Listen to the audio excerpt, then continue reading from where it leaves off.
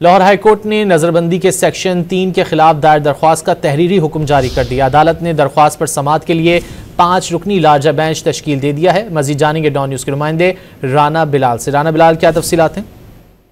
जी देखिए, लाहौर हाईकोर्ट ने नजरबंदी के सेक्शन 3 के खिलाफ दायर दरख्वास्त का तहरीरी हुक्मनामा जारी कर दिया है और अदालत ने इस दरख्वास्त पर समाअत के लिए 5 रुकनी लार्जर बेंच जो है वो तश्कील दे दी है। Chief justice Lahore high court justice miss Aliya Neelam की सरबराही में 5 रुकनी बेंच जो है ये दरखास्तें सुनेगा और लार्जर बेंच जो है वो 7 अप्रैल को जैनब उमेर समेत दीगर की दरखास्तों पर समाअत करेगा। जो बेंच के दीगर अराकीन है उसमें justice Chaudhry Mohammad Iqbal, justice Farooq Haider, justice Amjad Rafiq और जस्टिस खालिद इसहाक जो है वो शामिल हैं। दरखास्त गुजार की जानिब से ये मौक़िफ़ इख्तियार किया गया है कि नजरबंदी के सेक्शन 3 को सियासी बुनियादों पर इस्तेमाल किया जाता है।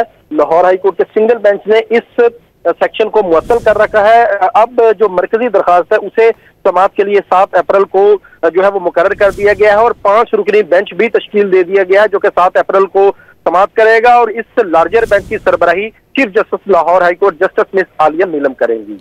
बहुत शुक्रिया राना बिलाल इन तफसीलात के लिए।